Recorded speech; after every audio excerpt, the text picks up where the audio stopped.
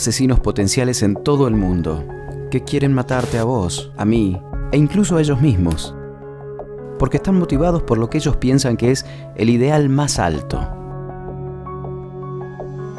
Por supuesto que la política tiene que ver con esto. Irak, Palestina, incluso el aislamiento social de Brantford. Pero frente a esta amenaza a nuestros valores como seres civilizados, no pasemos por alto el elefante en la habitación. Un elefante llamado religión. El terrorista suicida está convencido de que matando para su Dios va a ser llevado de inmediato a un paraíso especial para mártires. Y este no es solo un problema del Islam. En este programa quiero analizar todo el peligro que tienen en común tanto el judaísmo como el cristianismo también. Ese peligroso proceso de no pensar llamado fe. Yo soy científico y creo que hay una enorme contradicción entre la ciencia y la creencia religiosa. De hecho, no existe ninguna razón demostrada para creer en Dios. Y la idea de un creador divino menosprecia la hermosa realidad del universo. El siglo XXI debería ser la era de la razón, pero la militancia irracional de la fe está de nuevo en marcha. Ya es hora para que la gente de la ciencia se anime a decir basta. La fe religiosa desalienta el pensamiento independiente, es conflictiva y peligrosa.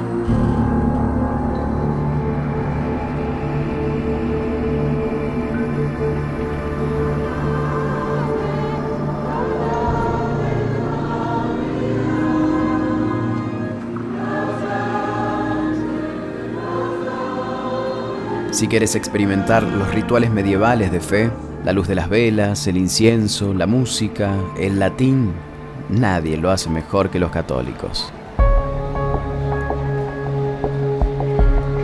En Lourdes, al sur de Francia, este asalto a los sentidos no nos permite pensar, no nos deja dudar ni investigar nada. Y cuanta más fe tengamos y más nos neguemos a pensar, entonces más virtuosos somos. Una imagen bastante impresionante, ¿no? Verdaderamente se ve como algo muy atractivo. En parte por el enorme sentido de solidaridad grupal que se necesita en algo como esto. Si vos tenés el delirio de creer que sos Napoleón, debe ser una sensación muy solitaria porque nadie comparte con vos ese delirio. Tu fe en creerte Napoleón tiene que ser muy fuerte. Pero toda esta gente acá, miles de personas, todas comparten exactamente el mismo delirio. Y eso debe dar un refuerzo maravilloso a su fe.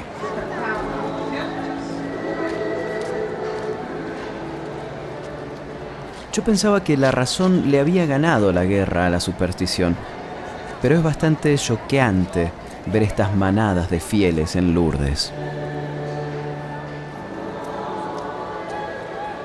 Esta es una manada benigna, pero apoya un sistema de creencias atrasado, al que la razón debería desafiar.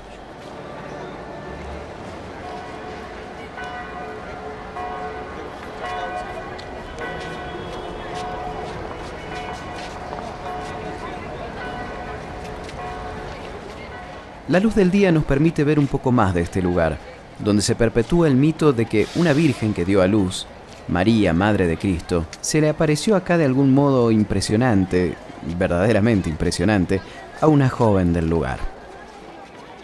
Los fieles hacen su peregrinación hasta acá porque creen que sus terribles afecciones pueden ser curadas arrastrando sus cuerpos hasta el fondo del agua donde María hizo su milagrosa aparición.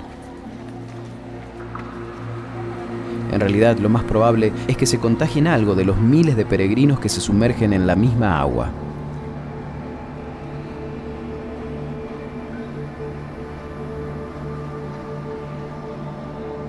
Puede parecer duro cuestionar la fe de esta pobre gente desesperada. Pero ¿no es mejor la verdad comprobada que la falsa esperanza? ¿Cuál es la evidencia de algún milagro?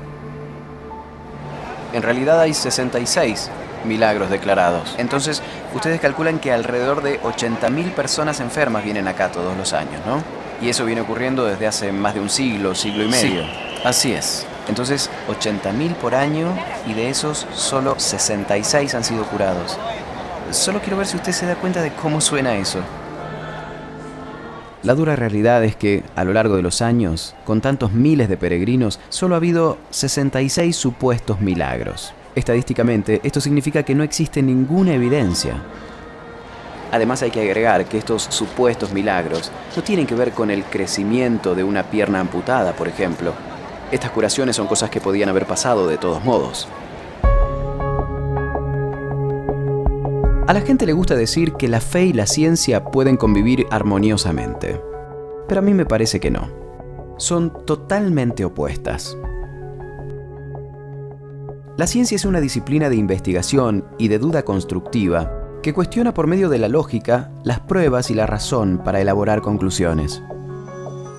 La fe, en absoluto contraste, requiere la suspensión total de la crítica. Lo que hace la ciencia es establecer hipótesis, ideas y modelos, pero luego intenta refutarlos. Un científico está todo el tiempo haciéndose preguntas, manteniéndose escéptico. La religión, en cambio, convierte una creencia no probada en una verdad absoluta e incuestionable por el poder de las instituciones y el paso del tiempo.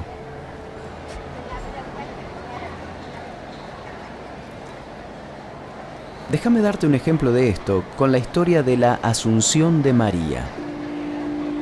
Los católicos creen que María, la madre de Jesús, era tan importante que no murió físicamente, sino que su cuerpo fue llevado al cielo cuando su vida llegó a un final natural. Por supuesto que de esto no hay ninguna prueba. Ni siquiera la Biblia dice algo de cómo murió María. La creencia de que su cuerpo fue elevado al cielo surgió aproximadamente 6 siglos después del tiempo de Jesús, creado como cualquier relato y difundido de boca en boca, pero se convirtió en una tradición establecida. Esto fue transmitido a lo largo de los siglos, pero lo curioso de una tradición es que cuanto más antigua es, más gente parece tomarla en serio, como si el paso del tiempo hiciera que algo que en un principio surgió de la imaginación de alguien se convirtiera en algo que la gente cree como un hecho. Ya por el año 1950, esta tradición estaba tan arraigada que se transformó en una verdad oficial. El Vaticano decretó que los católicos debían desde entonces creer en la Asunción de la Virgen. Ahora, si vos le preguntabas al Papa Pío XII cómo sabía él si esto era verdad, te habría dicho que tenés que creerle porque esto le había sido revelado por Dios. Esto quiere decir que se encerró y pensó en eso, simplemente pensó en privado, dentro de su cabeza. Y así se convenció a sí mismo, sin dudas sobre fuertes bases teológicas, de que todo esto tenía que ser así. Nada de esto es particularmente dañino si hablamos de la Asunción de María. Pero ¿qué pasa cuando las convicciones personales del Papa desalientan el uso del preservativo, por ejemplo, en el África afectada por el SIDA? Entonces, el poder de la Iglesia por la tradición, la autoridad o la revelación divina acarrea un espantoso costo humano.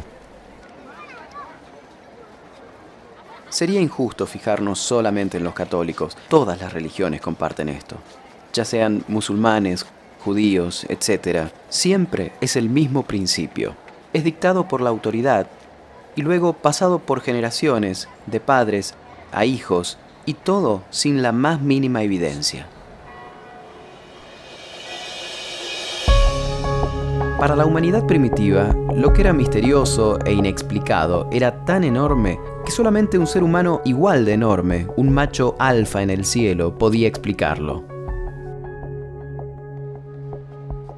¿Cómo habrán interpretado nuestros antepasados la salida del sol? Tiene que haber un cochero de fuego, un dios sol que acepte nuestros sacrificios, un ser supremo que durante el primer día de la creación dijo: hágase la luz. Pero la investigación científica ya descifró ese misterio. Hoy sabemos que el Sol es un gigantesco reactor nuclear, una de las tantas estrellas que bombean radiación electromagnética, calor y luz. Pero ¿cómo es que los científicos saben lo que saben del mundo y el universo? ¿Cómo sabemos, por ejemplo, que la Tierra tiene 4.500 millones de años y que orbita alrededor del Sol que la provee de energía?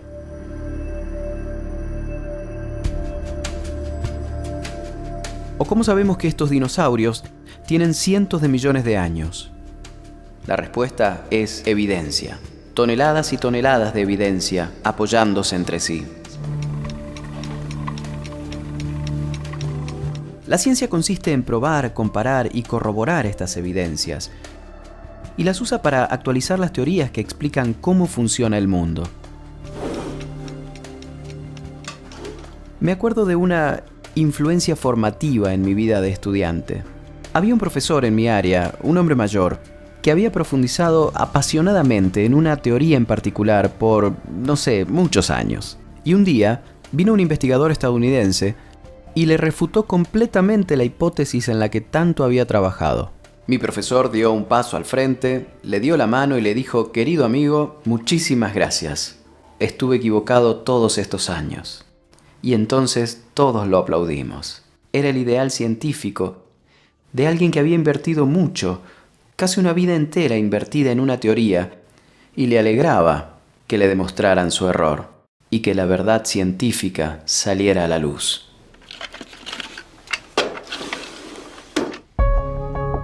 Entonces, ¿qué le dice toda esta enorme evidencia sobre estos fósiles a la ciencia escéptica?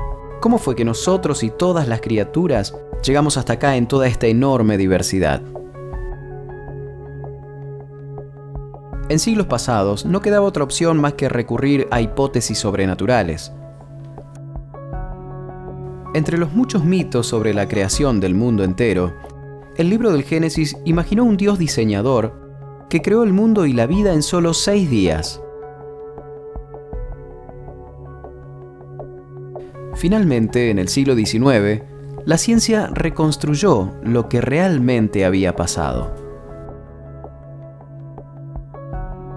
Charles Darwin elaboró una idea realmente brillante que elegantemente explica toda la vida sobre la Tierra, sin necesidad de invocar lo sobrenatural o lo divino.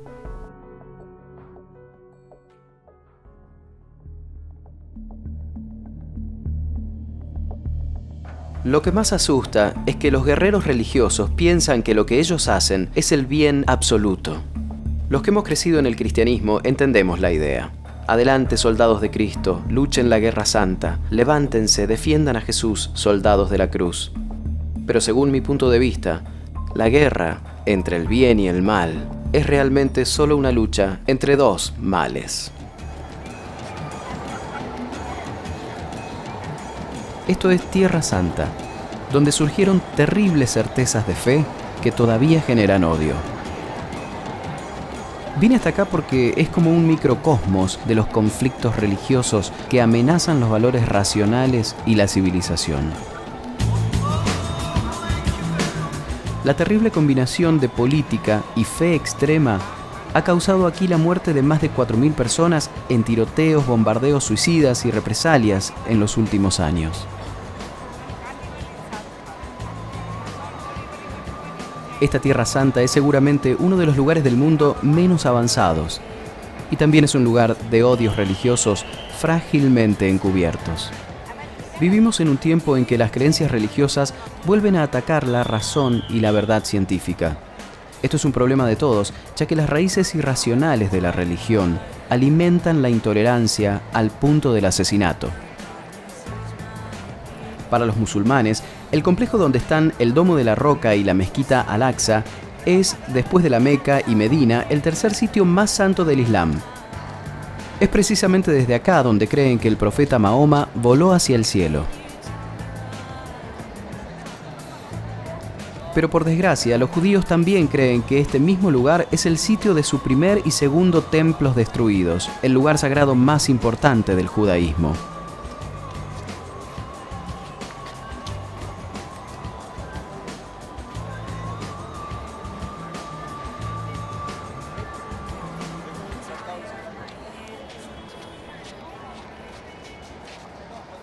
A los judíos no se les permite rezar dentro del complejo. Sus rezos están limitados exclusivamente al muro de los lamentos. Cuando vino Jesús y tumbó todas las mesas en la entrada del templo, no había ninguna mezquita por acá. Cuando los árabes conquistaron toda esta parte del mundo, ellos pusieron la mezquita Al-Aqsa. Y después, por aquel lado, donde pensamos que estaba la parte principal del templo, donde estaba el altar y el agua bendita, pusieron otro edificio, el Domo de la Roca. No era exactamente una mezquita y hoy a nosotros no se nos permite ingresar dentro del recinto si nos identificamos como judíos. Los musulmanes rechazan estos reclamos judíos. Y cuando Ariel Sharon ingresó al templo en el año 2000, les traigo un mensaje de paz. Su visita desembocó en un levantamiento palestino que ha costado más de 4.000 vidas hasta ahora. Tanto de un lado como del otro, los argumentos son siempre los mismos. Mi libro santo es la verdad, yo tengo la razón, él se equivoca. Entonces, en mi ingenuidad, me fui a encontrar con alguien que pensé que sería capaz de ver los dos lados de la historia. Youssef Al-Khattab, que antes se llamaba Joseph Cohen, nacido y criado como un judío secular en Nueva York. En 1998 se mudó a la Franja de Gaza como un colono judío, pero allí descubrió a un Dios diferente: Alá.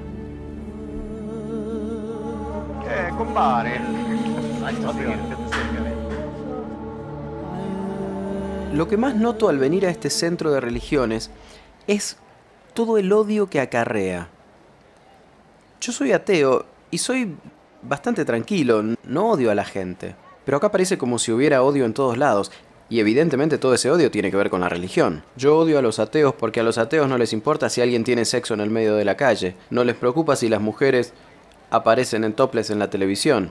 No les importa porque no creen en nada. Si vos no crees en una ley fija y crees que una constitución se puede cambiar, si crees que las normas se pueden ir cambiando a tu gusto y si no crees en las leyes de Dios, entonces, ¿qué ley tenés vos? Tenés solo leyes creadas por el hombre. Me di cuenta de que estaba con alguien que se había entregado voluntariamente a dogmas fundamentalistas. ¿Qué pensás vos de los ataques del 11 de septiembre sobre Nueva York y del ataque del 7 de julio sobre Londres? Ya que a vos te gusta hablar de evolución, primero te voy a decir una cosa.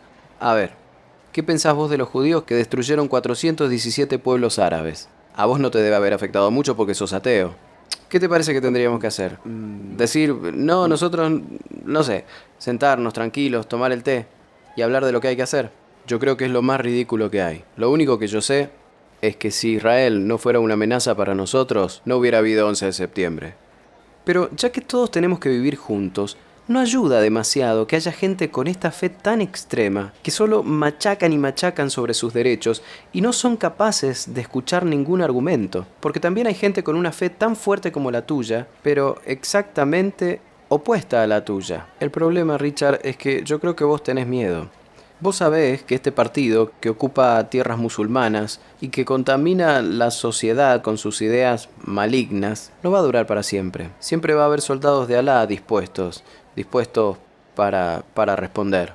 Eso es lo que queremos nosotros. Lo único que queremos es que los que no sean musulmanes se vayan de las tierras que Alá le dejó a Mahoma. Que se vayan y nos dejen esto a los árabes. ¿Vos querés que el Islam se apodere del resto del mundo? Por supuesto que quiero, y así va a ser.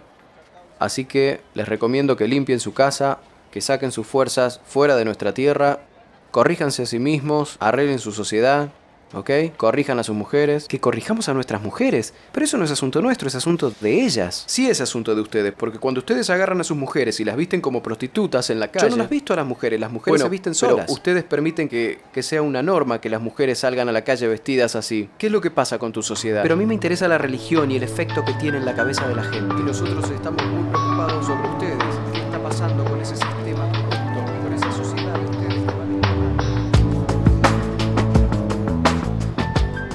Evidentemente, la injusticia histórica hacia los palestinos exhala odio y bronca.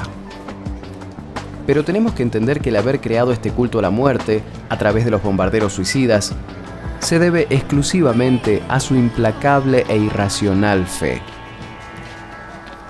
Si entonces los sacerdotes le dicen al hombre de fe que el paraíso que le espera después de su sacrificio es mucho mejor que este mundo real, No es de extrañar que algunos orgullosos seguidores lo creyeran, conduciendo a un círculo terrible de venganza, guerra y sufrimiento.